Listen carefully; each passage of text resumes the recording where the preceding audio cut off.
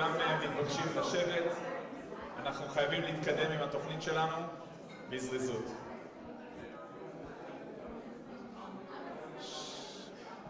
התחלתם? Ladies and gentlemen.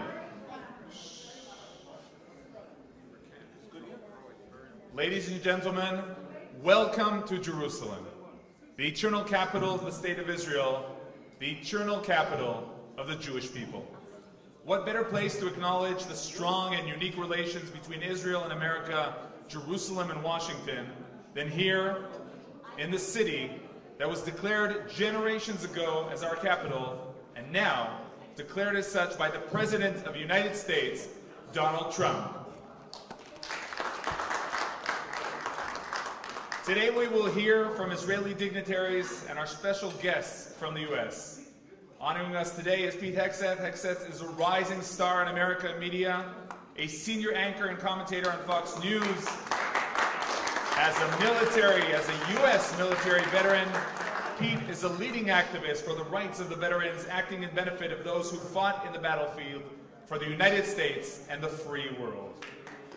Israel and the U.S. have always been friends, but the last year has brought a new meaning to this friendship. Today, U.S. President's Day, we will focus on this friendship and its significance in many fields. To open today's conference, I have the honor to call upon Uzi Baruch, Chief Editor of Arutz 7.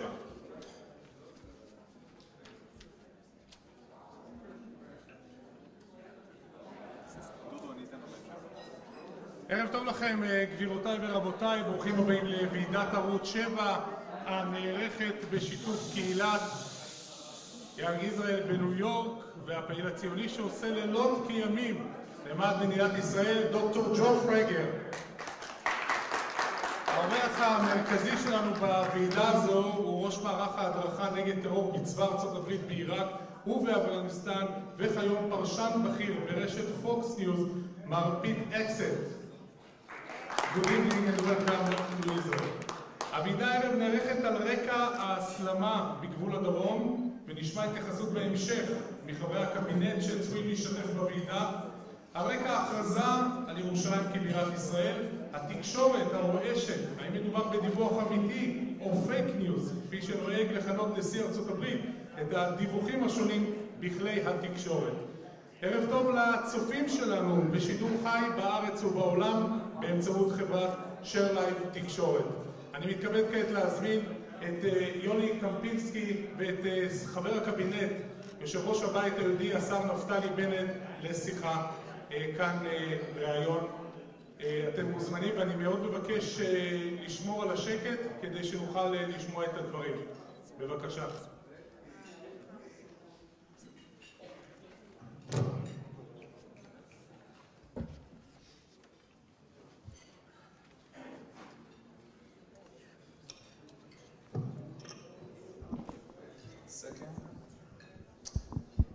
Shalom to Education Minister of Diaspora Affairs, Naftali Bennett. Good evening. Good evening. Great to be here. And before we begin, I want to thank Uzi, Baruch. I want to thank Dudu Sada, all the friends from Arutz 7, Besheva, and Pete and Jennifer that came over from the States. So I thought until about a minute and a half ago that Pete is a nice broadcaster, which he is. But it turns out that this guy is a major in the 101st Airborne. That's Airborne is Tzanchanim, paratroopers. The 101st is the unit that I believe Band of Brothers was done about them. So, and he served in Iraq and in Afghanistan, and you know, I can only say that anyone who goes out and is willing to fight and risk his life to defend his country, his nation, is a person who deserves our respect. So thanks. So a round of applause. So really, Minister Bennett, let's begin with security. And we'll talk about the South. You know, there's the assessment that it's not worth it for the enemy to cause problems. It's not worth it for them to go into a conflict. And then we see the incidents that we saw a weekend We see incidents throughout the year. There are incidents. Of course, there were mainly significant this weekend. How are we supposed to relate to the situation in the South? Again, contain. The first step is to understand the big picture. What we're doing, the incorrect way to go about it is to look at every event in isolation. The big picture is there's this big octopus. The head of the octopus is located in Tehran. They're sending out their arms to flank us. So they have an arm, an Iranian arm, located in Lebanon, and it's called Hezbollah. They have an arm in Syria, which is called the Shiite militias. By the way, they're typically Pakistanis and Afghans. They have another arm in Gaza, which is called Hamas.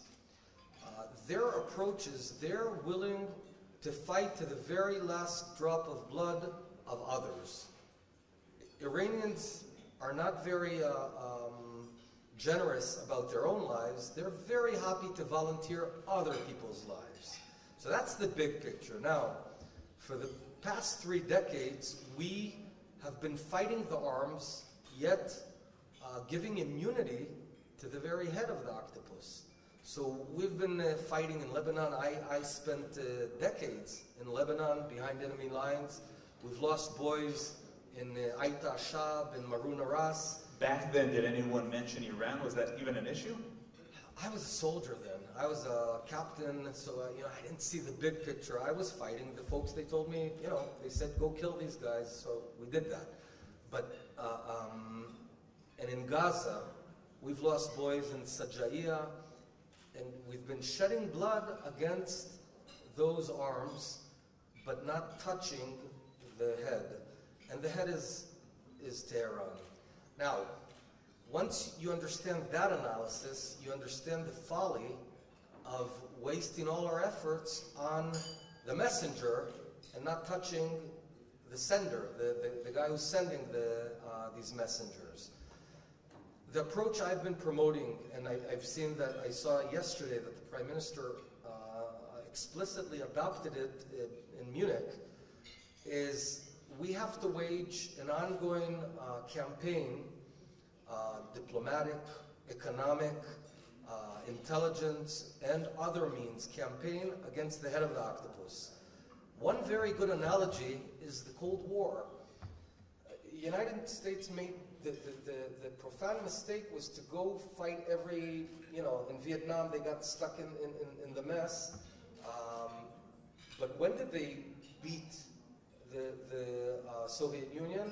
When they waged the Cold War, the Star Wars, and they brought the Soviet Union to become broke by outspending them. They analyzed that that's their unique advantage.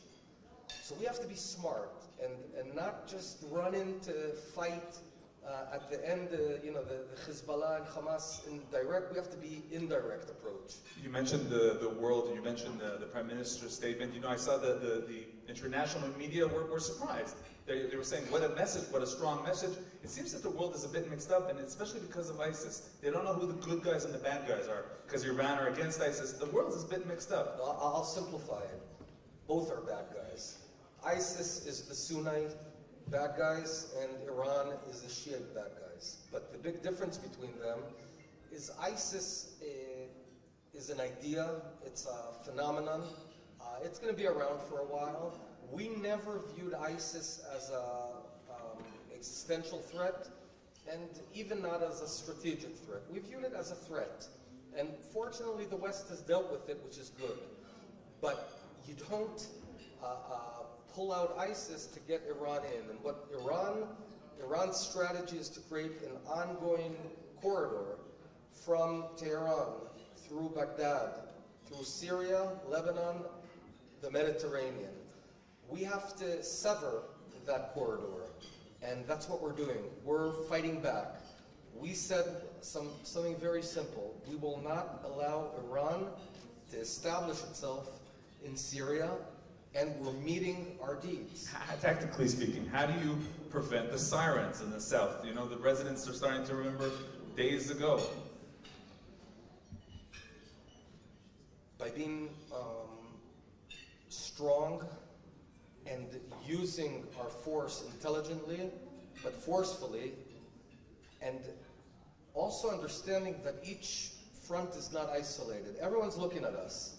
Do these guys mean business? Are they willing to put their money where their mouth is? Are they willing to hit back? And when we fight back in Syria, Hamas looks at that. So the F-16s that we heard flying over on Shabbat, that was an important message? Yes, not enough. We have to be, the way to avert war is not inevitable. We can avert war.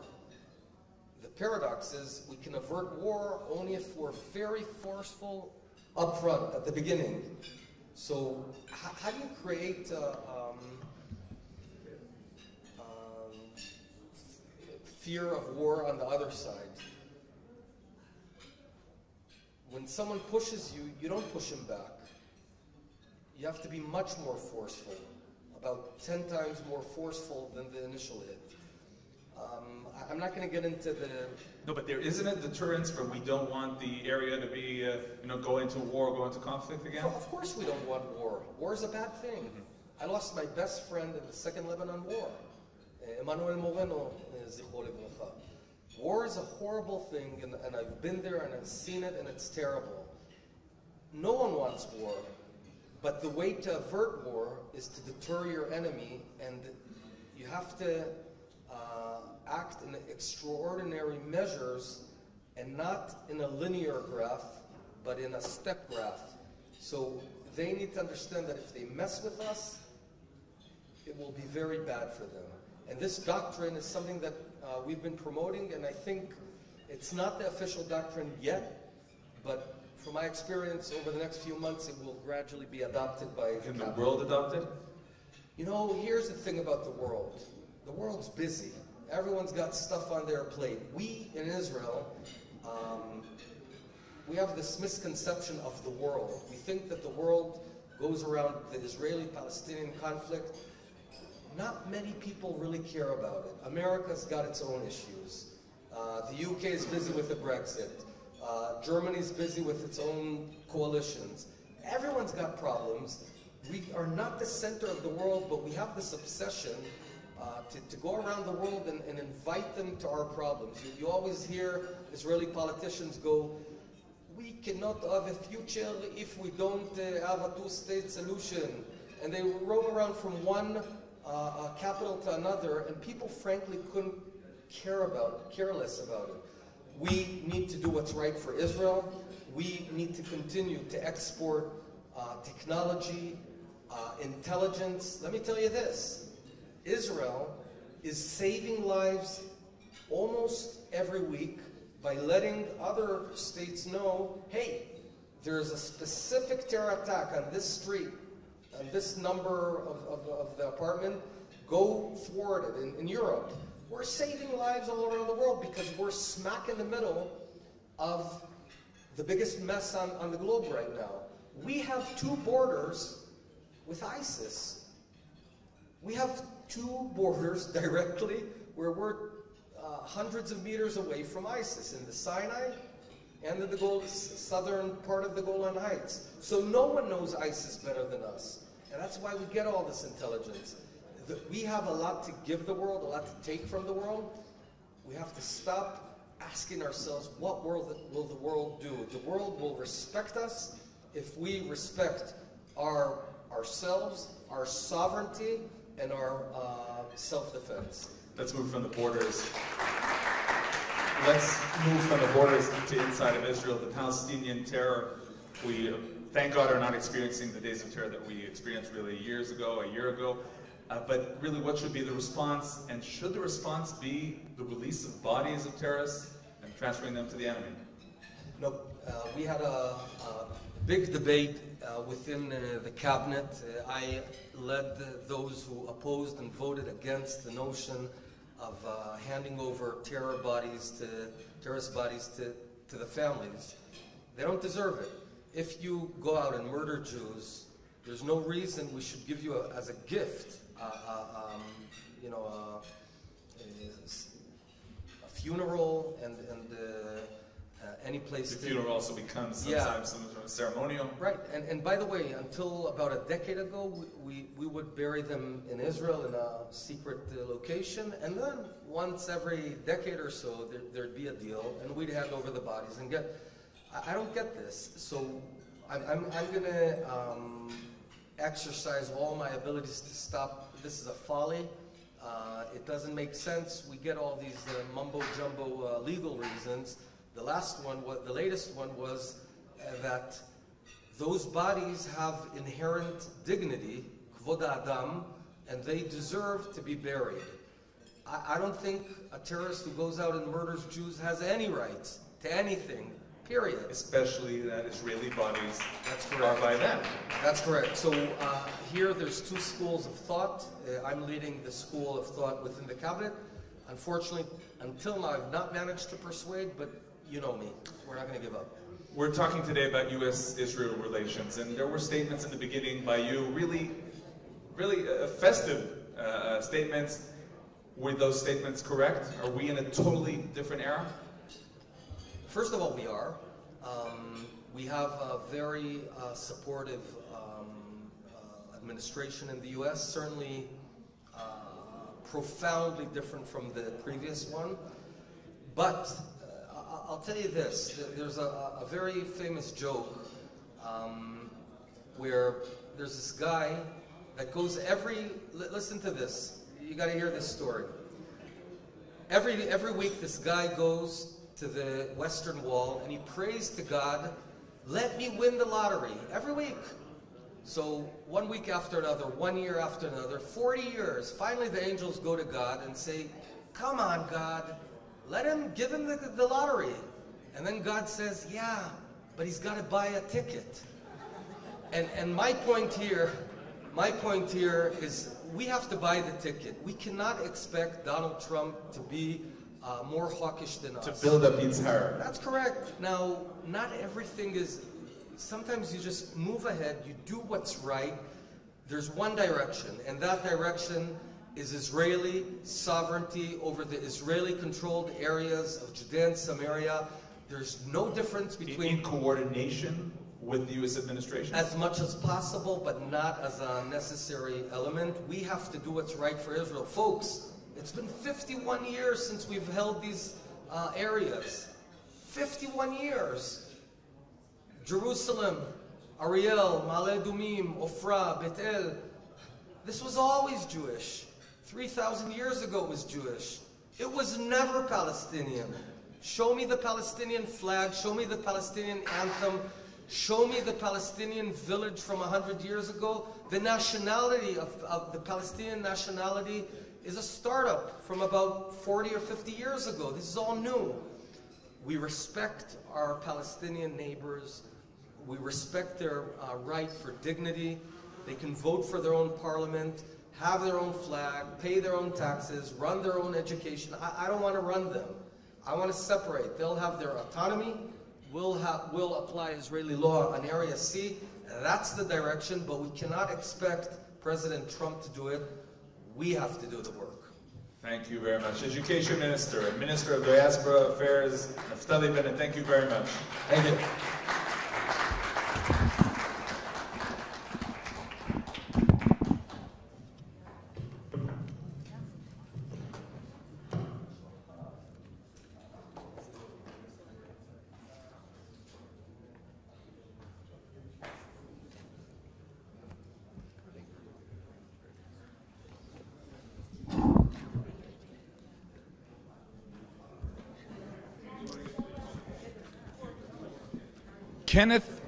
Kenneth Abramowitz. Kenneth Abramowitz is the chairman of the Friends of Likud. He's a longtime activist for the people of Israel, for the land of Israel.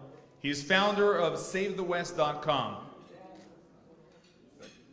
Okay, thank you so much for the newspaper. Okay. Kenneth Abramowitz will now share with us his thoughts and insights regarding the challenges of our generation. Kenneth.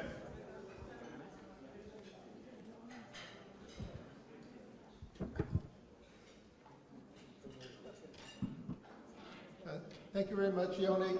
I want to do a little mind game exercise in about 3 minutes. We are all going to pretend that we're professors.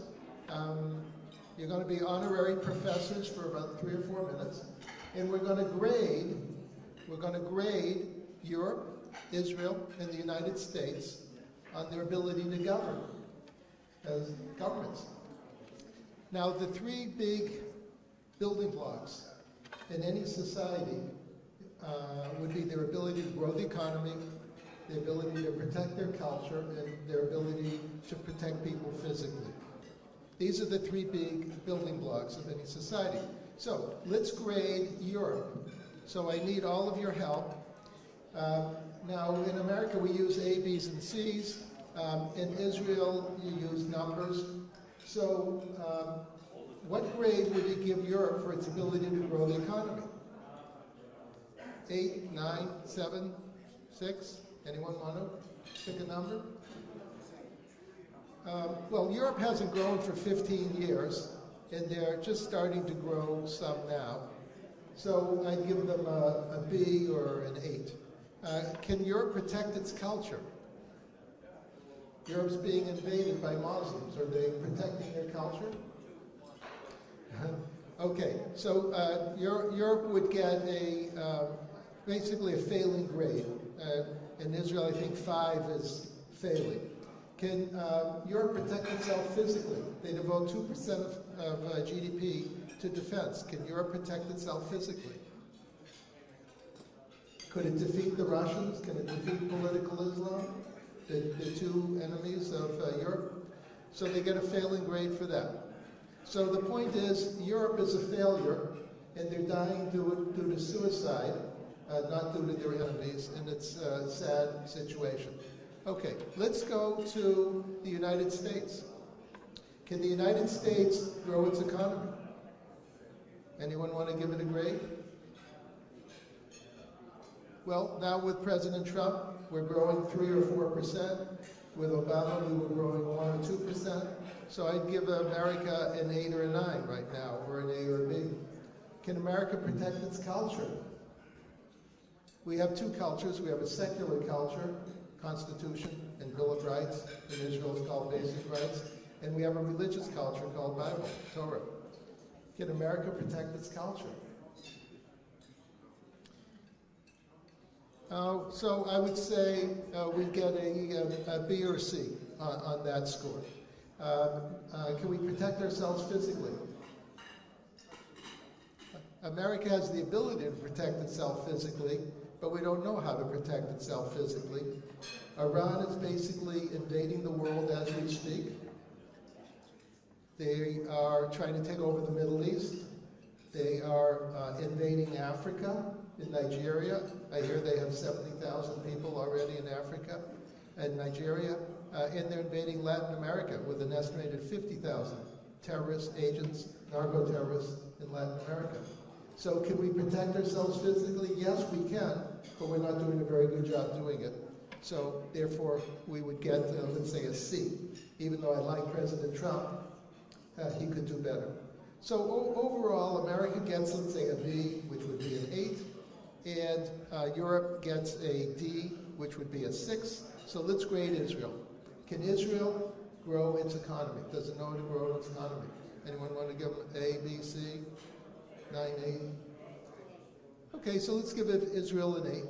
The economy is growing close to 4%. It's pretty good here. But there is gaps between the cities and the periphery, so there's issues to contend with. Can Israel protect its culture? Is it educating its population? Do they have a common core curriculum? Do secular Jews, religious Jews, and Arabs have a lot in common with each other in the schooling system? Israel could do better on this score. So I'd give Israel a B or a C. And can Israel protect itself physically? Well, it's a little bit like America. Israel has all the abilities to protect itself physically, but it doesn't deal harshly enough with terrorism, as Minister Bennett just mentioned. So I would give Israel a B or a C. on protecting itself physically. But overall, Israel gets a B, which is an 8, America gets an 8, and Europe gets a 6. So I just want to conclude with one lesson: let's not become Europe. Europe is dying in front of our eyes due to suicide, and they're a good lesson to us of everything that we don't want to become. Thank you very much for your time.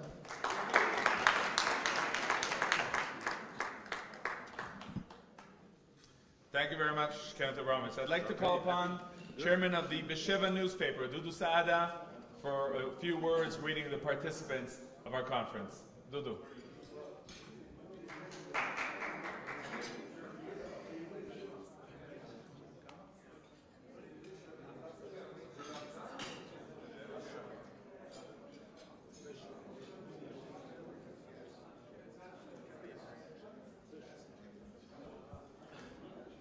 ערב טוב, ברוכים הבאים.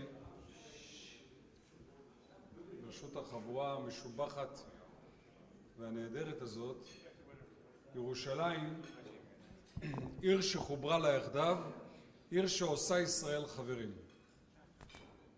וחבר, מתי חבר נמדד? אם הוא חבר שלך באמת, או חבר שלך רק כדי לקבל ממך משהו? חבר נמדד בעיקר ברגע שהוא בצרה. עת צרה היא ליעקב וממנה יבשע. וגם כשאנחנו בשנת ה-70 למדינה ו-50 שנה לייחודה של ירושלים, עדיין באות אלינו, היום קוראים לזה אתגרים. יש לנו אתגרים קשים. אבל בימים של האתגרים הקשים יש לנו חברים טובים. יש לנו אנשים טובים. מיסטר פרייגר. You are a good friend. יש חברים טובים בארץ ובעולם. וכשרוצים מי זה ירושלים? זה מי שחבר אמיתי. ואתה לא רק בצרה חבר, אתה בדרך כלל חבר וטוב ותומך ועוזר, שבעזרת השם הדברים שיהיו כאן יניבו תועלת. יישר כוח לקבוצת ערוץ 7, לעוזי ברוך ולכל החבורה שעובדים יחד איתו. ערב טוב.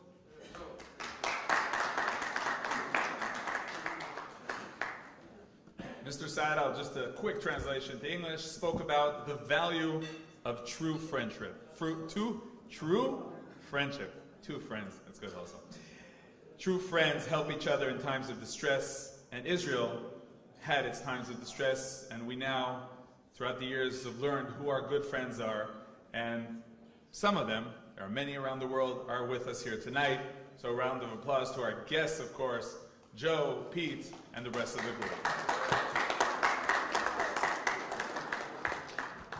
Knesset member Rabbi Eli Ben-Dahan is the Deputy Defense Minister. Yes, a rabbi and a Deputy Defense Minister. For us, it's natural. That's the story of the people of Israel and the land of Israel. I'd like to call upon the Chief Editor of Arutz 7, Uzi Baruch, to speak, to interview Rabbi M.K. Eli Ben-Dahan, and I will translate after the interview. It will be in Hebrew.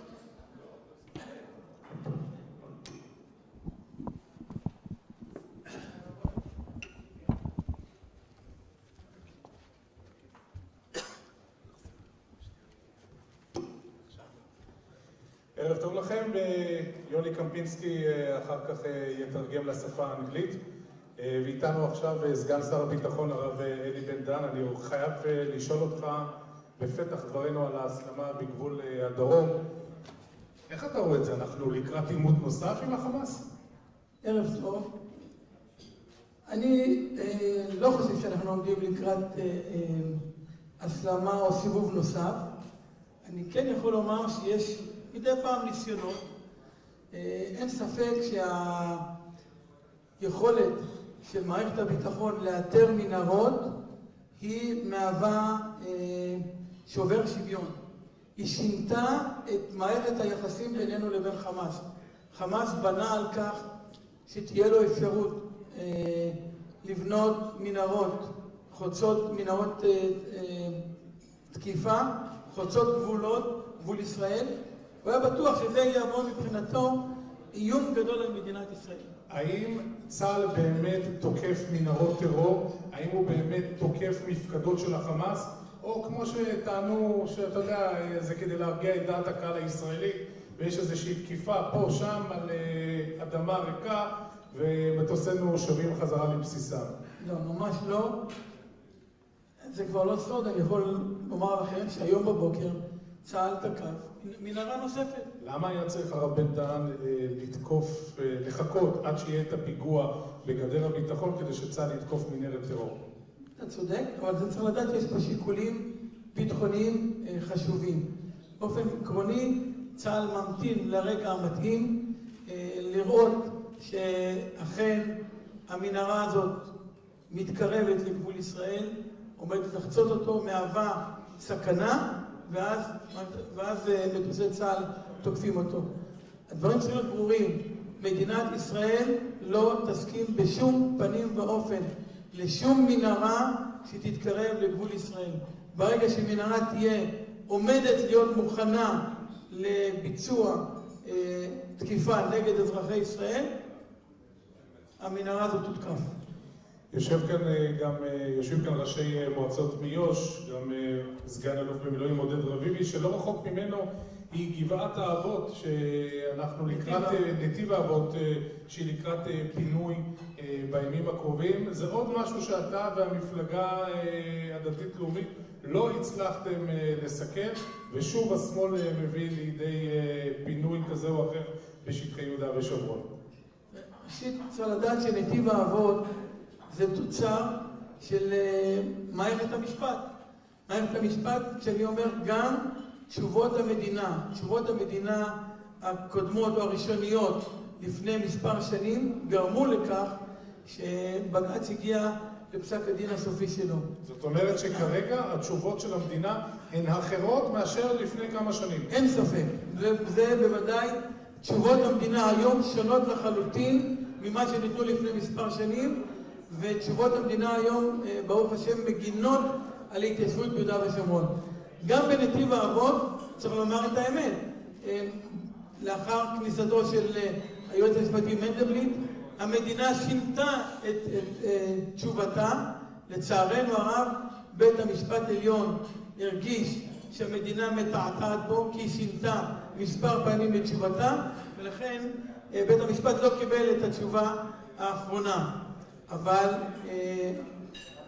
היום התשובות הן שונות לחלוטין, תשובות שמגינות על ההתיישבות. היום ההתיישבות יודעת שיש במשרד המשפטים ובמשרד הביטחון אוהדי ההתיישבות שמגינים עליה.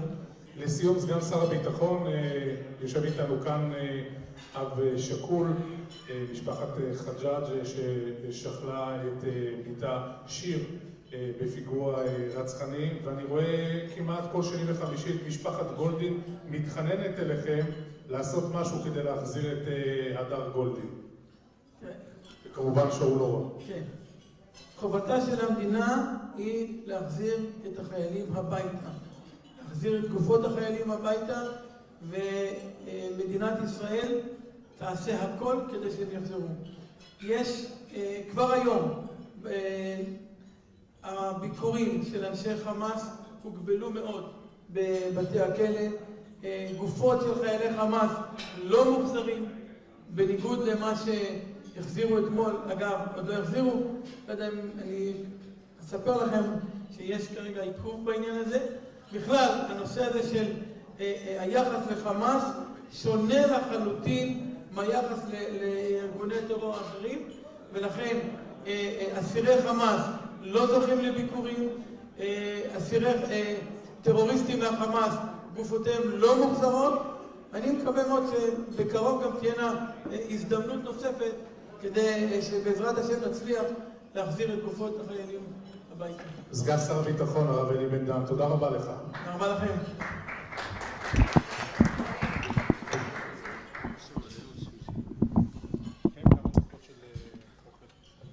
Just translate some of what we heard here today. Very important. Uzi asked about the situation in the south, asked if we are at the opening of a new conflict, maybe even a new war. The Deputy Defense Minister Rav Eli Ben-Dahan said no, and the ability to detect and act against the terror tunnels, that is what's different in the situation today, that we did not have, and that changed the equation. Uzi asked Rav Eli Ben-Dahan, are there actual attacks or just symbolic bombings of open areas that we've seen in the past? Ben-Dahan emphasized that there are real attacks. He emphasized that it is all done very carefully, but made it clear that Israel will not sit quietly and will not allow any threat to the security of Israel. Regarding the planned evacuation of Netiv Avot in Gush Etzion, Rav Eli Ben-Dahan stated that it is a result of previous governments, and the policy today has changed. Only time will tell if that will be the results. Regarding the abducted bodies of IDF soldiers, Deputy Defense Minister mentioned that there are new restrictions and new limitations, hoping that this will cause pressure on the terror organizations. Thank you very much, Rabbi Eli Ben-Dahan, Deputy Defense Minister. Thank you very much. First of all, I'd like to ask you all to continue eating, enjoying our dinner today. Many people want to speak with us, so we will continue with the program. I'd like to invite now a great friend, a friend of all of ours, a friend of Israel, a friend of Arutz Sheva, a friend of the land, the Torah, and the people, Marty Oliner, former mayor of Lawrence, and a very, very good Yid.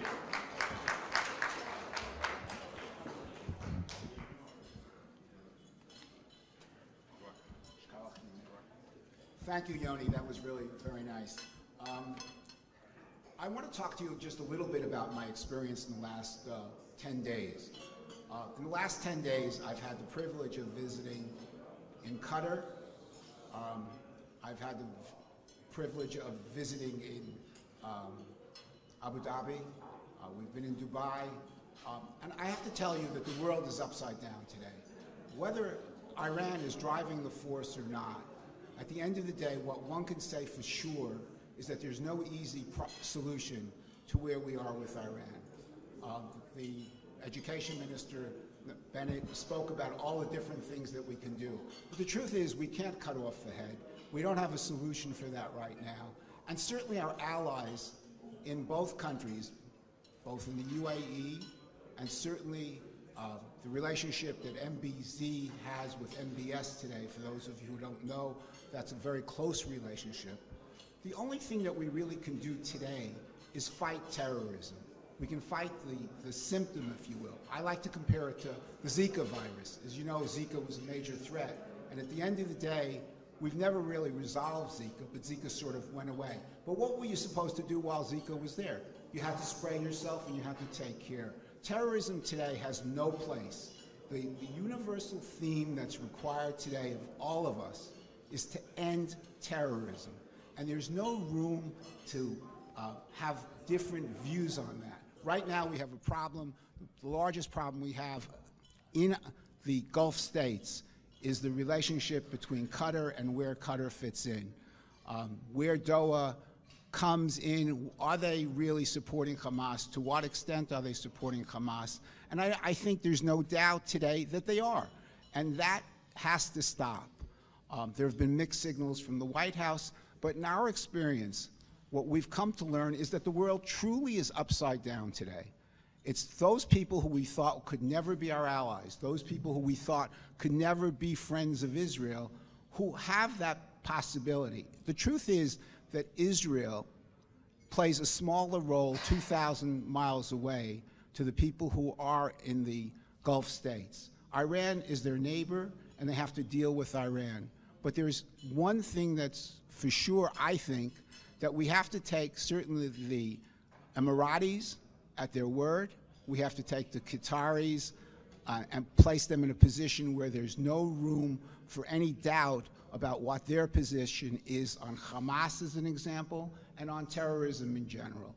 So I wanted to say that that's the experience that I've just had. And I think as we focus on where Israel is and where MBS is and whether or not they're honest about what their intentions are, the fact of the matter is that there has to be zero tolerance for any form of terrorism. So that's really the first point I wanted to make. The second is that yesterday, a group of us heard from the mother of Lieutenant Hadar Golden. Golden was a 2014 soldier who was ambushed when amnesty and peace was declared in Gaza. And when that was declared, tunnels were dug, and as a result, Hamas was able to capture him and kill him. And since 2014, that body has not been returned. It was during a moment in time where the United Nations declared a peace treaty, suggested that there was no more war, that everybody was laying their arms down. And today, as a humanitarian effort, we have to make certain that the Qataris who are in charge of Hamas, and I tell you this as someone who visited again within the last few months in Qatar, who met the Emir, who focused his attention on how good they've become and how they've done, how they have freed themselves from terrorism, how they are just a small country being squeezed in their sovereignty, and as a result, there's still a test, an acid test that needs to be met. But we have problems with MBS as well. Look, there's a tournament in chess, and Israelis were banned. The UAE probably is the most clear-cut country in the region who appreciates tolerance and who appreciates the importance of ending terrorism once and for all. So that really is the main message I want to bring to you today. I also want to do something that I think, Joe, with your permission, I want to do, just because I've had the pleasure of meeting Pete on a couple of other occasions, on a couple of dinners, and never having met Jennifer. So there's a book called American Interests in the Holy Land, revealed in early photographs, and I'd like both of you to come up and take it. I think you'll appreciate it, and you'll have a very good feeling about it. And if you want to bring Emily along, it would be a pleasure to have her up here as well.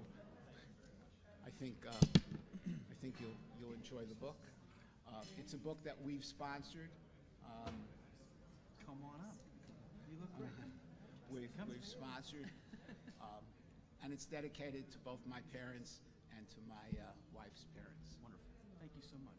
I think you'll enjoy it. I look forward to reading it. Thank you very much, sir. Pleasure. Appreciate it. Thank you. Thank you. Thank you for and again, I want to thank you for coming here and being here.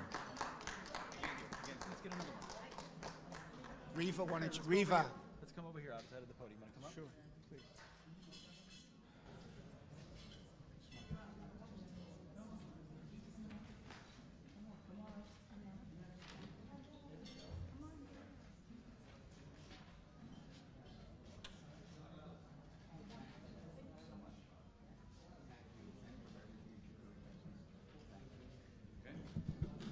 Thank you.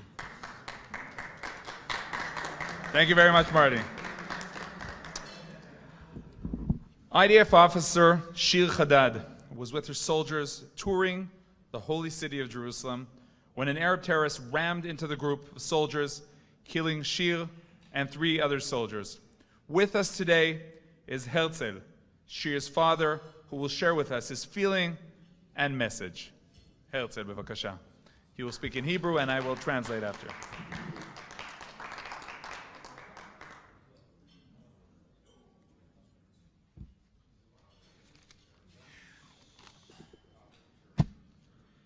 שלום לכולם. אני לא כל כך רגיל במעמדים כאלה. ככה? אוקיי. אני לא כל כך רגיל למעמדים כאלה, אז תסלחו לי ככה. לי קוראים הרצל, אני אבא של סגן שיר חג'אג'. יש לי 4 בנות, שיר הייתה הבכורה. כבר בגיל 12 שיר הבינה שרק דרך לימודים היא תצליח בחיים ותתקדם. שיר התקבלה לפרויקט מופת ולמדה בכיתת מצוינות והשקיעה שעות רבות בכל יום בלימודים. בסוף התיכון שיר נרשמה והתקבלה לעתודה צבאית. ולמדה לתואר ראשון בהנדסת חומרים מתקדמים. שיר סיימה את התואר בהצטיינות יתרה, והייתה היחידה במחזור שלה שסיימה בהצטיינות יתרה. שיר התגייסה ליחידה הטכנולוגית של אמן, יחידה מאוד מאוד מיוחדת. זו יחידה שקיבלה הכי הרבה פרסי ביטחון ישראל, 32 יותר נכון ליתר דיוק. ושיר, על אף שלוח הזמנים שלה היה מאוד מאוד עמוס, היא בחרה להקדיש מזמנה לחסד ונתינה וגם להתנדבות לניצולת שואה. בשמיני לראשון 17, י' בטבת, יום הקדיש העולמי, לקראת סוף קורס הקצינים, החיילים הגיעו לסיור בטיילת ארמון הנציב במסגרת שבוע החינוך בירושלים. שיר מאוד התרגשה לקראת השבוע הזה, היא מאוד מאוד אהבה את ירושלים, היא ממש חיכתה לשבוע הזה, זה היה שבוע כיף מבחינתה. באותו יום מפלצת אדם החליטה לעשות פיגוע, והוא ניצל את זמן ההתכנסות של החיילים שעמדו במעגל ליד האוטובוס, ובאכזריות ברברית דרס וחזר ודרס את קבוצת החיילים, ובתוכם את שיר שלנו. בפיגוע נרצחו עוד 3 חיילים, צוערים, קצינים, ארז אורבך, שיר עצור ויעל לקוטיאל. כולם מוכשרים ומיוחדים. ונפצעו עוד 18 חיילים וחיילות. אחת אנוש שבעזרת השם ניצלה, והשאר בדרגות שונות של פציעה. בזמן השבעה, אני ומירב, אמא של שיר, החלטנו 2 דברים. 1, להנציח את שיר בכל דרך ולהמשיך את דרכה, וזה במיוחד מפני ששיר הייתה מאוד מאוד צנועה. ו2, זה היה להילחם במחבלים ובשולחים שלהם. בהתחלה לא ידענו איך, אבל מהר מאוד פנו אלינו החבר'ה המדהימים מארגון אם תרצו, ובעזרתם גילינו אמת פשוטה, שהיום משתלם לרצוח יהודים.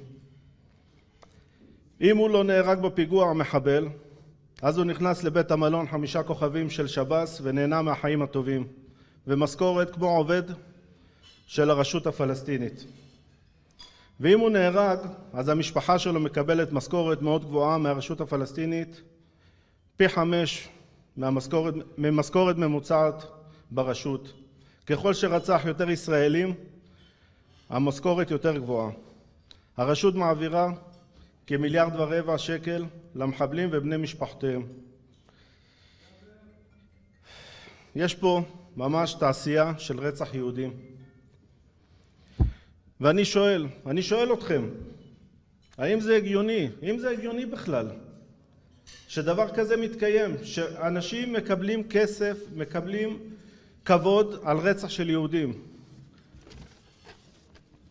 ויש עוד משהו שהבנתי, ואני חושב שכולכם יודעים.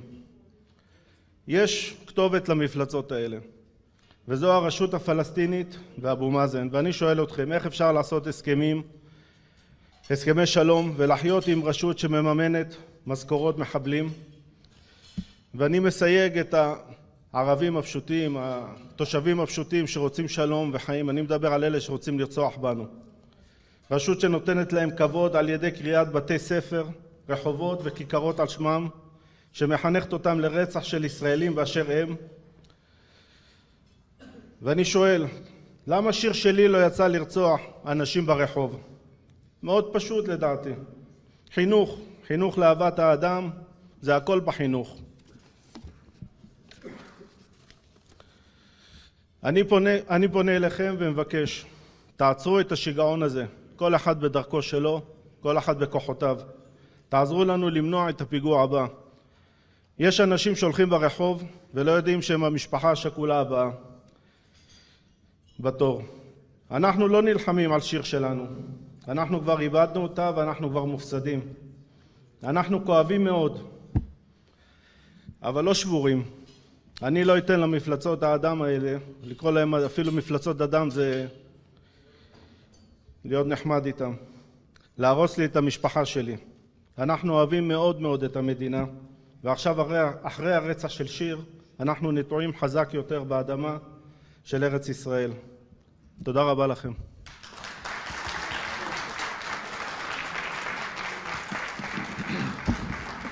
Thank you very much. תודה רבה, הרצל. הרצל, father of IDF officer Shir Haddad, spoke about his daughter, who was all about excellence and it was always obvious that she will be an excellent soldier in the IDF. She was in a special intelligence technological unit, and during her army service, she also volunteered to help others. Herzl also spoke about the deadly attack, but let's focus on the message today. Herzl told us that during the Shiv'ah, the days of mourning, he learned about the funding of the Palestinian Authority to the families of the terrorists, to the terrorists when they are alive and in jail. And he understood that on the one hand he wants to memorialize his daughter, but on the other hand it's time to fight back. It's time to fight, and that's what he is dedicated to doing, fighting against the funding of terrorists and their families. This must be stopped, he says. The terror funding PA cannot be a partner in peace. Thank you very much, Herzl, and we wish you lots of luck. I now have the honor to invite Oded Ravivi. Oded Ravivi is the mayor of Efrat, and he is dealing with so many challenges that we hear about: security, peace, and we'd very much like to hear an insight from him about the situation these days. Oded.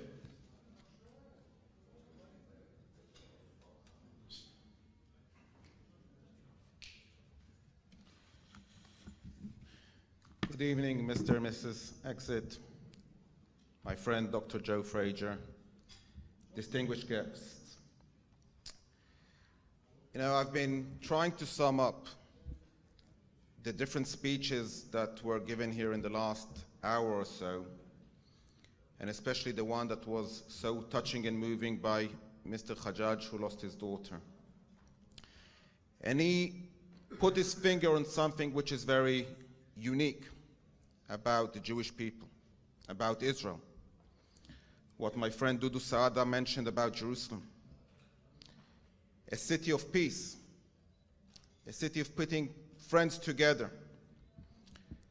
And I don't know if you're aware, but on the sign of the IDF, the Israel Defense Force, the state of Israel decided to put together a sword and a branch of olive tree. A branch of an olive tree which represents the dove coming back with a branch of olive to make sure that there is peace on the earth. And we all as Israelis are being educated from when we're born, unfortunately, in the one hand to hold the sword to defend ourselves, but in the other hand not to forget to pray at least 3 times a day for peace. And all the experts in military can try and analyze and say to you what has been done in different places in the world. Jerusalem is unique.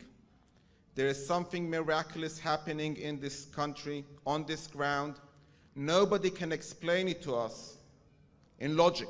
There is no logic. So few beat so many. So few are managing to resist so many, time after time after time. And it's something about this place, something about the people here, something about the education, something about the connection between us, the land, and God. And I hope that within your short visit here, you will manage to grasp what our dear friend Joe has tried to explain to you and show you and explore with your eyes. And why is this visit so unique? Because we know how important what you're doing is. In a time when your president has declared news as fake news, it's hard to convey a message through the media and have the audience actually believe what they see. And I wish you all the luck in the world. When you go and stand next time, I think tomorrow at 1 o'clock in front of your TV and broadcast, and try and convey the miracle that you're seeing here. So God bless you, God bless Israel, God bless America, and good luck, and we shall succeed. Thank you.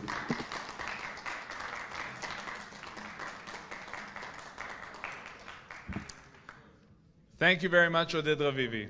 And now, our guest of honor, a true friend of Israel, a true friend of the people of Israel, Pete Hegseth, will say a few words here, and then we'll talk a bit about news, about media.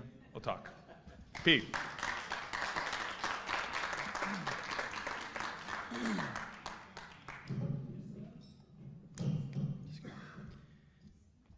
it is an absolute honor to be here. A couple of folks had to leave, but I definitely want to thank Minister Naftali Bennett for being here, the Deputy Defense Minister who spoke, the Deputy Mayor of Jerusalem, thank you, sir, for being here, members of the Knesset. None of us would be here without Dr. Joe Frager. Please, a round of applause for a great friend, a great patriot of both America and Israel. The reason I'm here, the reason I have learned so much about Israel. Thank you very much, sir. And I also would be remiss if I did not thank Jennifer for being here. The smartest, most talented, wonderful woman I have ever met, my best friend, my partner. Thank you for being here so much with me.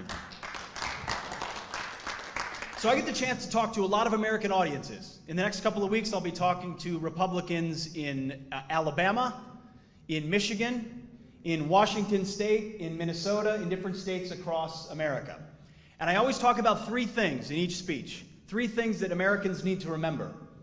One, that history is not over, that the trajectory of life continues, that what we have in America, as the second point, is not inevitable.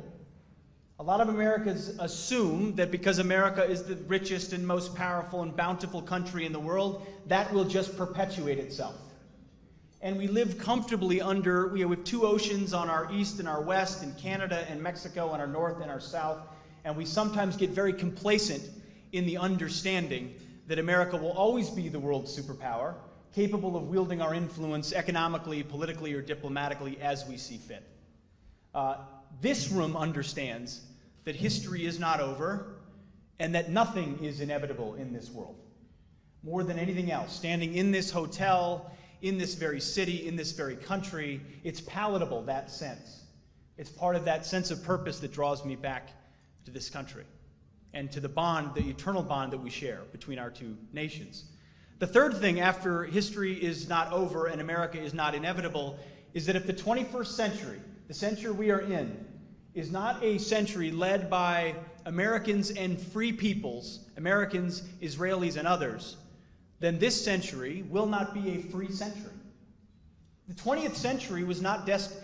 I don't have to tell this room what the world went through in the 20th century to be where we are today. Wars, holocausts, wars for independence that put us in this very room today. If the 21st century is not led bravely by free men and free women, principally America, Israel, and our limited number of partners in this world, then the 21st century could very well be dark. History is not over.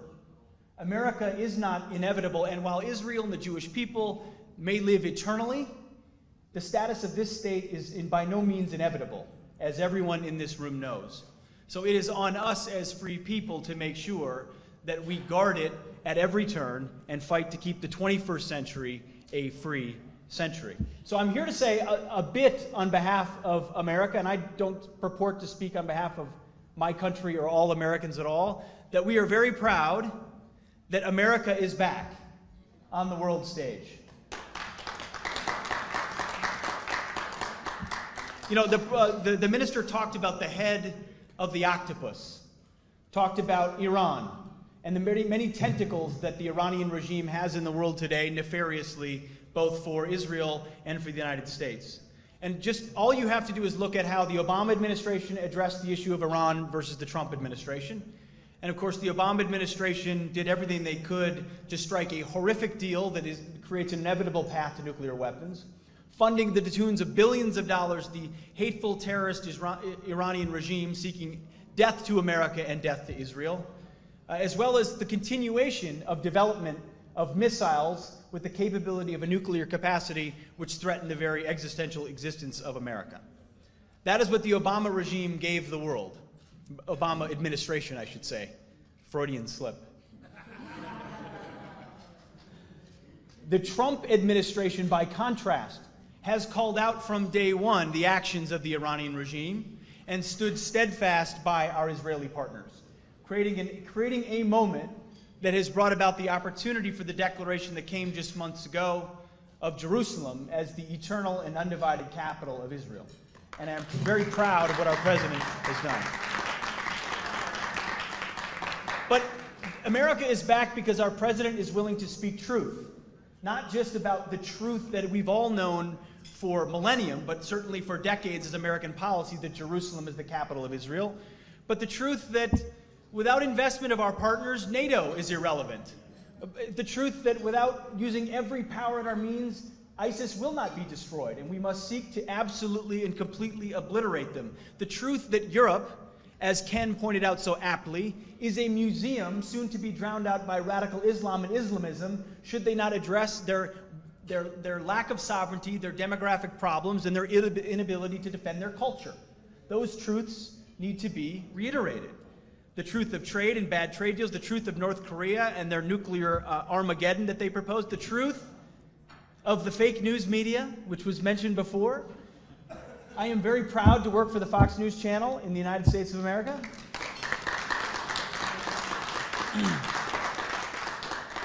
Now, one of our mottos has long been fair and balanced. We do our best to report, as we say, and let you decide. The reality is, like here in Israel, so I'm told, most of the media, the overwhelming amount of media in the United States of America, is not just left-wing, but very left-wing. And giving a free pass to the Obama administration for an entire 8 years, while seeking every single day to do everything they can to undermine the duly elected President of the United States, Donald Trump. To the point where here we are, 13 months after the election of a new president, 13 months after the election of a new commander-in-chief, and Bob Mueller's special counsel, which I'm sure all of you have read about, seeking to investigate Russian collusion, what have they found out? That there were 13 Russians with Twitter accounts and Facebook pages seeking to influence Americans and undermine our democracy. And what we have found out is that our press, wittingly or unwittingly, along with their Democratic allies, have been willing to exacerbate the influence, the perceived influence of Russia, thereby serving the interests of Russians, undermining the faith in our democracy at every turn. We live in a moment where, unfortunately, fake news is ubiquitous. No country has suffered more detriment of fake news than the state of Israel. Which is why this is my third trip here to Israel. I was here in 2013, here in 2016, here again.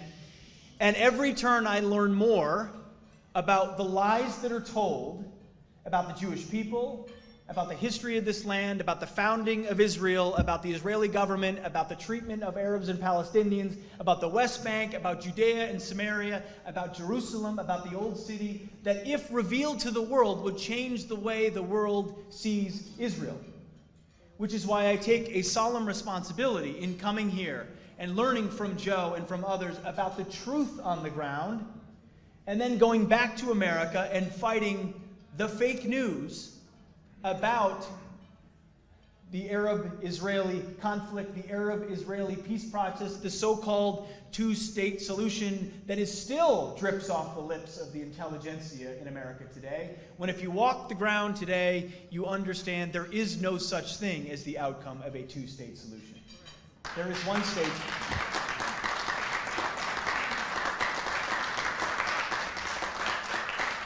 And what I love about this group is the eternal optimism in the belief of the Jewish people, of the scripture, of this land, and the understanding that for years, if not this year in Jerusalem, then next year in Jerusalem, but we are here in Jerusalem.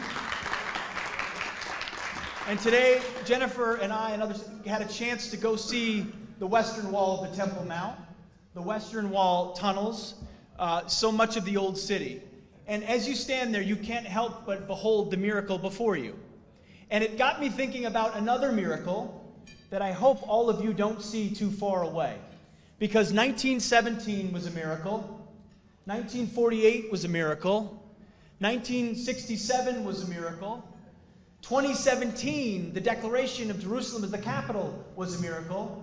And there's no reason why the miracle of the reestablishment of the temple on the Temple Mount is not possible.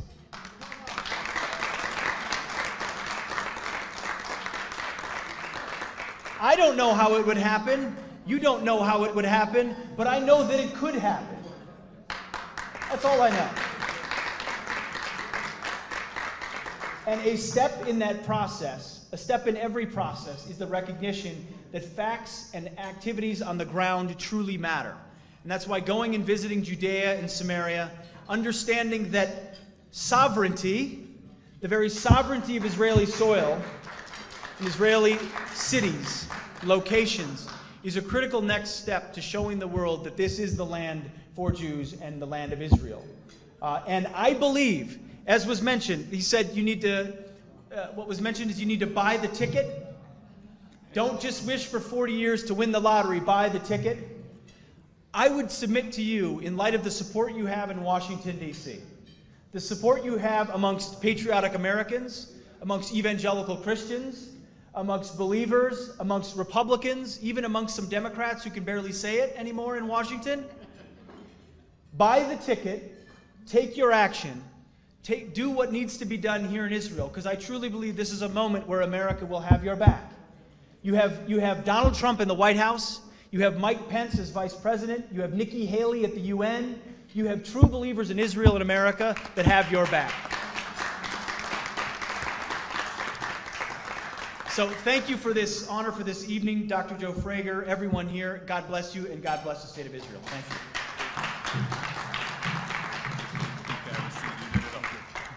Okay, thank you. That's the problem with media pros. They say it all. There's nothing else to ask other than how's the dessert. I'd like to call upon now Attorney Yoram Sheftel. This is a person who everyone likes to hear, to listen to. Not everyone agrees, but if you ask people in Israel, everyone likes to listen, to hear what he has to say. Ladies and gentlemen, Attorney Sheftel.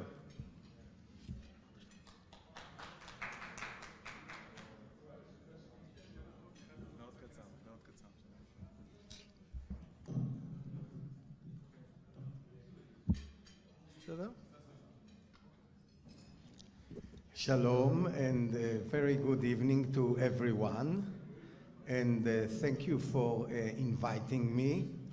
I first would like to open with a remark of the last words of the previous orator, and this is about the Temple Mount, which is the most important symbol of Jewish sovereignty in Jerusalem and the entire land of Israel. The Temple Mount will be built exactly as the State of Israel was established, when the people of Israel, the majority of them at least, will decide that they want to build the third temple. Not only decide that they want it, but they will start doing what needed to be done in order to build the third temple, and then it will be built. And it will be built when we'll decide it very, very quickly, much quicker than it took from the first Zionist Congress in 1897 till the declaration of the United Nations of establishing a Jewish state in the land of Israel. It should take much, much quicker than 50 years. The main matter which I would like to talk about is the importance of a media like Fox News. Donald Trump was elected first and foremost because Donald Trump. I mean, there is no question that his personality, his brilliant way he campaigned all over America, especially in the battleground states, no doubt that this is the most important reason why he's now in the White House. However, even Donald Trump would not win the election, to my opinion, without Fox News. You cannot, in a democracy where there is a free speech, you cannot win election without having substantial media power behind you. No way it can be done in a democracy, especially in a democracy. Because in a dictatorship you don't need press, it's the dictator that decides everything. But in democracy, you cannot do anything without some substantial base in the media. And Fox News provided this base for Donald Trump, and it continues to have to provide this base for Donald Trump in these days. And I will give you an example.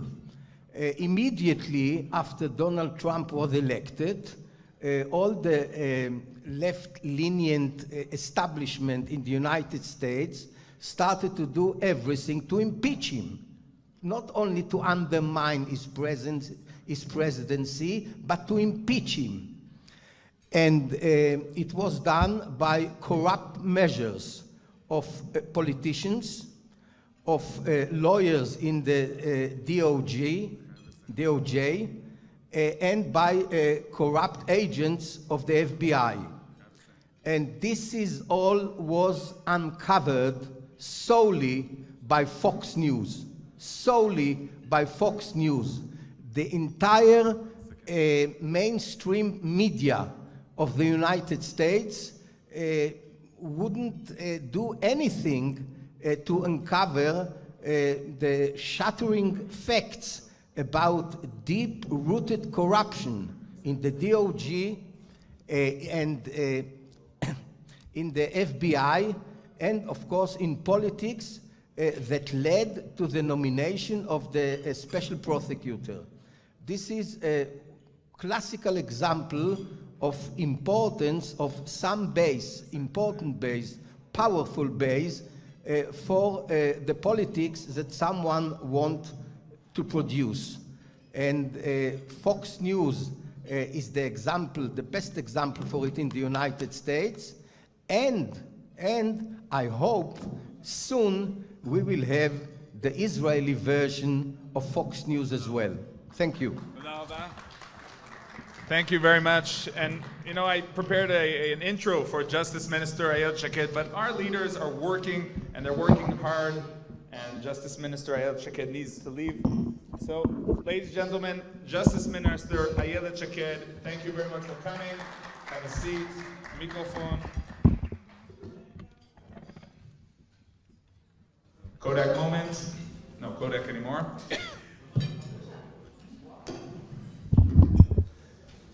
Shalom, Justice Minister, Knesset Member Ayelet Shaked. Good evening. Good evening. Let's begin with the situation, the security situation. Every night during the past few days, the residents of the South are waking up with the sirens. It's a delicate situation, not yet emergency situation, but how do you see the situation in the South these days? We have a delicate situation in the South and in the North. Actually, I think that your definition is precise. Of course, the state of Israel doesn't want that the area will go for war, and we will not look for escalation. However, of course, that we will defend our sovereignty. We had a bad incident in the South and in the North, and we will continue to strengthen our ability to react, to defend our border. And of course, we will take advantage of every such incident in order to hurt something that's important to our enemies, whether it's a tunnel or missiles against airplanes. So we are taking advantage of those kind of incidents in order to strengthen the ability of Israel. On the judicial arena, is Israel, is Israel under threat of being sued in Hague and other places like that, following incidents like that in the north especially? No, I don't think so. The state of Israel is acting according to the international law. By the way, the accident there were steps that the Hamas did in Gaza that, according to the international law, they hurt our sovereignty. We could even start the war if we want. So Israel is totally acting according to the international law, and we don't have an issue with that. You know, the families of the soldiers whose bodies are being held by Hamas are furious these days. According to the statement, the position of the government, bodies of terrorists are going to be returned to the enemy. You are against that, but what could be done? So, first of all, they are right. The body of the terrorist from Zurich, that his body was returned in the weekend to its family. This is a mistake. The army should not have returned this body, even according to the cabinet decision. The cabinet decision was that bodies of Hamas terrorists and bodies of terrorists that did a severe murder, and those terrorists murdered 3 Israeli civilians. And soldiers, we should have kept them, and it was a mistake. Let's talk about what's making news in Israel today. It's, of course, the police recommendations regarding Prime Minister Netanyahu. And today we heard of yet another issue that is being investigated. How do you look at this story? Where are we going? I think that we should continue and act as always. It is very dangerous that people are trying to change the government through investigations. In a democratic state, we are changing the government in election, and it is very dangerous for a democracy that just investigation will be an excuse to a specific politician to leave his job. I don't want to live in a country in which someone can go to the police, give material, they will open an investigation, and then the career of this politician is ruined. So we all should wait for the Attorney General decision. I know personally the Attorney General, I'm talking with him every day, we are working together in the office. He is a very wise guy with a lot of experience, and I think that we all should calm down and wait for his decision. It will not be in the current future. Current future. Is this a stable government? Will this government, even stay for 4 years, something that doesn't really happen a lot in Israel? Yes, this government, without investigation, it can last almost 5 years, because the election should be only in the end of 2019. I'm pretty sure that the election will be in 2019, so we will have 4 years, and we can all see that when we have 4 years, we can really work in the offices and do reforms. And it's very important for the Israeli economy, from the Israeli society. Today we're celebrating Israel-U.S. relations. Where do you see this in terms of what you see on a day-to-day basis as part of the government? Is there really, really a change? It's a flourishing period. When you say about when I'm thinking about the president, the vice president, and Nikki Haley, I can just say, wow, it's from God. We have a huge luck. Israel as a government, we are trying to keep the bipartisan strategy and to work with any administration. The American people is chosen, of course, it's good. But there is a very good cooperation with this current administration. And how do you see this affecting the negotiations with the Palestinian Authority? Is there any negotiations? Will there be? Isn't there any partner? There is no partner, there is no negotiation. You know what we think? We think that the gap between the Palestinians and the Israelis is much too big in order to be bridged. Of course, if the Prime Minister wants to have a negotiation, is willing to do so, I don't think there will be any outcome of this negotiation. And currently, I think that we need maybe to convince the administration and the president to invest in the Palestinian economy and to try and to do businesses, to build factories, to invest in infrastructure, and to promote the economic peace. And let's just end with the last question about really the situation in Judea and Samaria. How is your ministry trying to normalize the situation? We're talking about Ribonut, sovereignty, but how is your ministry now already trying to normalize the situation? So what I'm doing in my ministry is implementing every law that the government support, and we are doing an effort to implement it also in Judea and Samaria.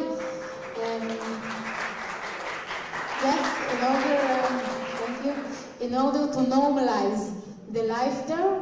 In addition, we develop judicial tools that will enable to arrange the settlements and the buildings in Judea and Samaria, something that the government neglected for a long time. And when I entered the office, I established a team that will find a judicial solution to problems that we have there. Justice Minister Ayelet Shaked, thank you very much for joining us. Thank you very much. Back to work, right? Thank you very much. Joe, you want to say a few words? Joe. Joe. Want to summarize? Joe.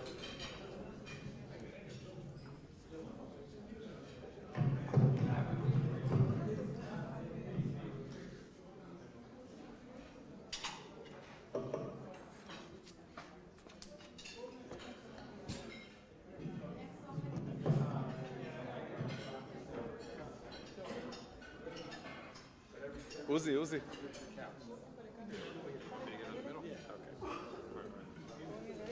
Uzi go in also.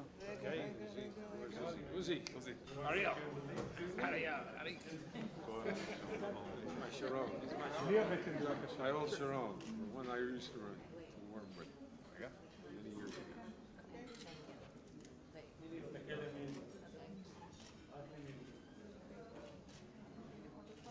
Thank you very much. Thank you very much. Yeah. Well, not to summarize. I'm going to say some words. What? I'm going to say something.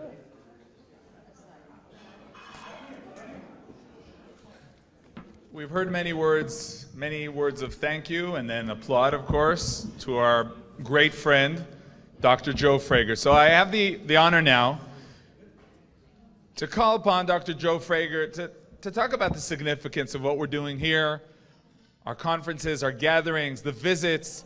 It's all thanks to Dr. Joe Frager. Ladies and gentlemen, Dr. Frager.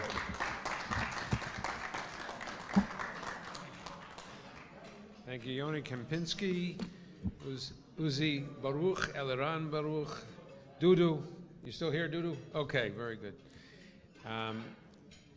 Hodul Hashem Kitov Ki Li'olam Chasdo. This is all in God's hands. As I get older and older, we realize how much more is in God's hands. And Pete Hegseth and I got together through a mutual friend, Henry Schwartz, who's a tremendous Zionist and tremendous supporter of Israel. And we were working on a project in America called EMP. It's called Impact America. EMP stands for Electromagnetic Pulse. And we were concerned that Iran and other bad actors in the world, mostly Iran, would use, North Korea too, would use an electromagnetic pulse to destroy America. People don't realize how easy it is to put up a little nuclear explosion in the stratosphere and actually wipe out the electrical grid of America. And America still has not prepared. Israel has prepared for it, but not America. So for many years, we worked on that together. And, we've been successful because all of us here, our Sheva and all of you, were instrumental in electing Donald Trump. And, it takes one bold move. That's all it takes. And everything changes in a flash. And that's how God works too, but human beings had to do their hishtadlut, they had to do their due diligence. And if they didn't do it, Donald Trump wouldn't have been elected. And it wasn't the Russians, for sure not. The Democrats love to find a scapegoat, find out why they lost, so they go after things that are delusional. Eventually they'll figure it out, but they haven't figured it out yet. So Donald Trump got elected and the whole world changed. The whole world changed for the better.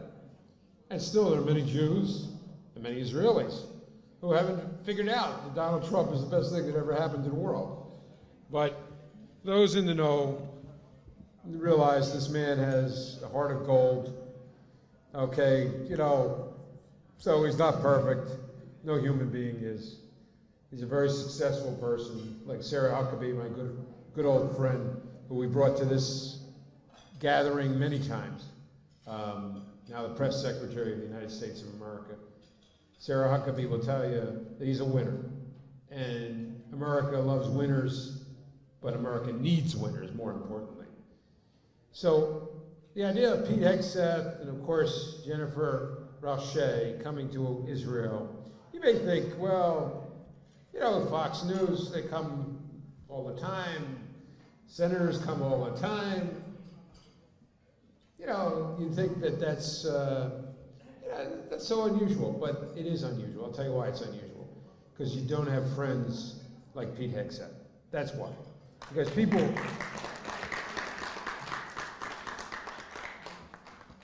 don't take their vacations. Like I was talking to Pete and Jennifer. I said, people normally, I had a number of congressmen who could have come with us. You know, they decided to go to the Caribbean. So the idea is, this man put his heart into this and soul into the land of Israel. He could have gone on vacation, like everybody else in America. President's Week, this is President's Day. We designed this dinner, by the way. I'm surprised that no one has said it yet. We designed this dinner because we were honoring President Trump on President's Day. This is President's Day in America. It's celebrated. So President Trump, we celebrate you as a true president of the United States of America and of the world. And when Pete and I came here together in 2016, it was a lot different in the world, and nobody even gave Donald Trump a chance. I remember handing out watches with Donald Trump's image on them. And we were doing press conferences. Nobody paid much mind to us, and they didn't think that Donald Trump was going to win. And he did, because he's a winner, and he knew what it took, and he had a great team. Fox was definitely responsible, but I must say that there were a lot of other news outlets that were responsible.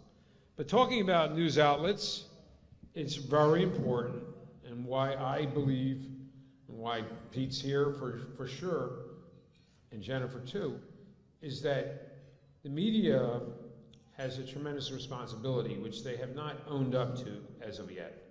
Fox News for sure has begun the process of owning up to being truthful, bringing reality to the surface, and helping Israel. Other news outlets could care less and actually are harmful to Israel. So the idea is to bring as many friends as we can. And Pete's young, he's a Princeton grad, he's a Army vet, major in the Army. He was number 2 and he still may end up being the head of Veterans Affairs under Donald Trump as president in terms of Secretary of Veterans Affairs. But regardless, he's on Fox. He's there speaking to millions and millions of people every day. And sovereignty, which I know Nadja has been working on so long, is finally coming of age, I'm happy to say. And I know that Danny Danone wrote the annexation article in the New York Times many years ago. And it's finally coming of age, and people, you heard tonight from Pete Hegseth, the first time ever that someone called for the rebuilding of the temple on the Temple Mount, who happens not to be Jewish, and who happens to be on a very popular show, Fox and Friends, every morning, that the President of the United States listens to. I mean, this is so earth-shattering, I can't even begin to tell you how incredible it is. But this is what we have done day in and day out, whether it's Aaron Sheva or whatever, for years and years and years, and we're going to continue to do. And the idea is that truth will win out, and we will have a temple on the Temple Mount, and we will have sovereignty in Judea and Samaria, and we will have annexation of Judea and Samaria, and we will finally have the Arabs realizing that they've lost, which, by the way, they haven't figured out yet.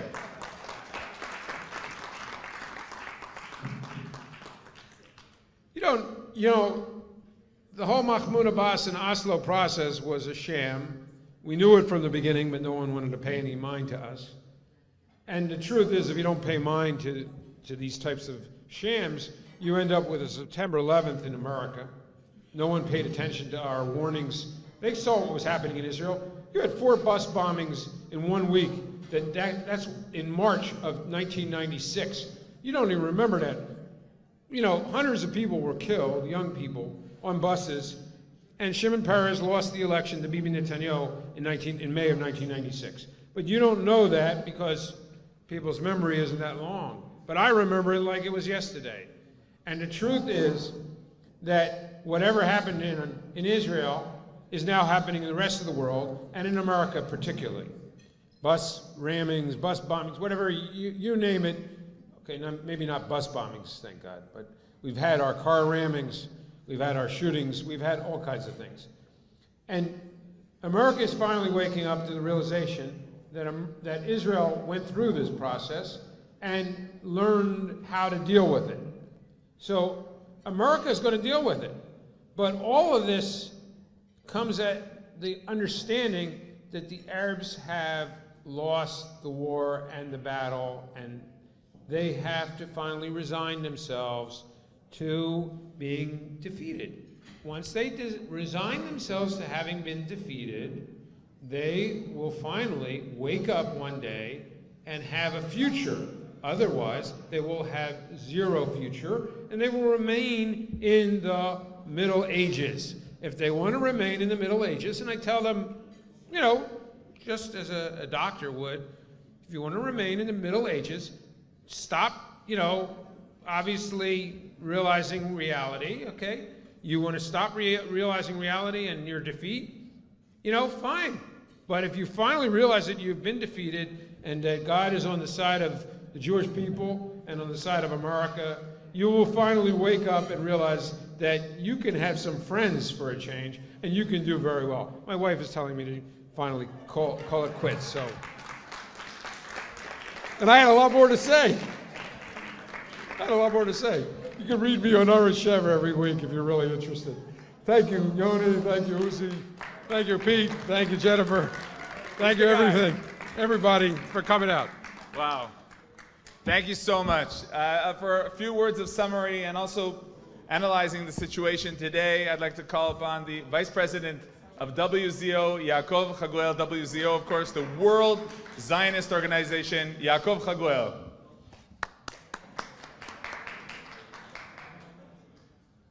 שלום, ערב טוב, תודה רבה. אני אדבר בעברית ובקצרה. אני שמח על ההזמנה של ערוץ 7, ואני אדבר 2 דקות על הפייק ניוז בהקשר לאנטישמיות. לי אין ספק, וכולנו יודעים, שאנטישמיות הייתה לפני 1948, ואפילו לפני 1967. אבל לצערנו, היום משתמשים במכבסת מילים של אנטי-ציוניות ואנטי-ישראל, אבל בסוף המטרה והמשמעות היא אנטישמיות. ואני חושב שצריך לקרוע את המסכות וצריך לומר את האמת. רוב האנשים שמדברים נגד ישראל, שמדברים נגד יהודה ושומרון, הם אנטישמים. תודה רבה וערב טוב.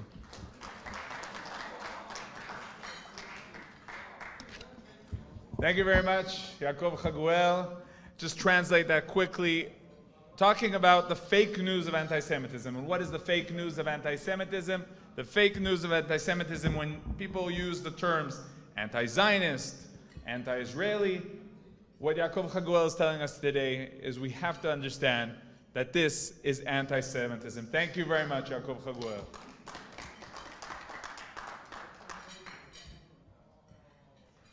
Member of a Jerusalem municipality, Dov Kamenovich, wishes to give a special honor to Pete Hegseth for coming here to Jerusalem, especially, in wake, of course, of the special meeting of Jerusalem with the administration of Donald Trump.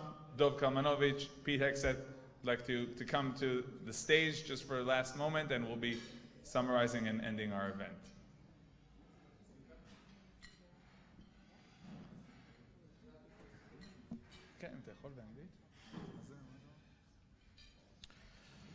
Thank you. אני רוצה להעניק לו את סמלה של ירושלים, סמל הזהב, על דש בגדו שיישא את זה בהופעות הטלוויזיוניות בארצות הברית.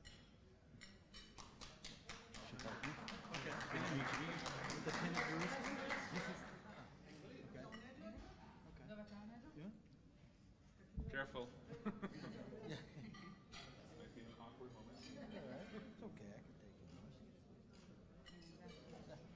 Okay, I'll take the opportunity to thank you all for joining us. Thank you all for being a part of our live broadcast on Arutz Sheva. The summary of this event, this important conference, will be also be able to see on Arutz Sheva. Thank you very much for joining us, and join us in our next conferences.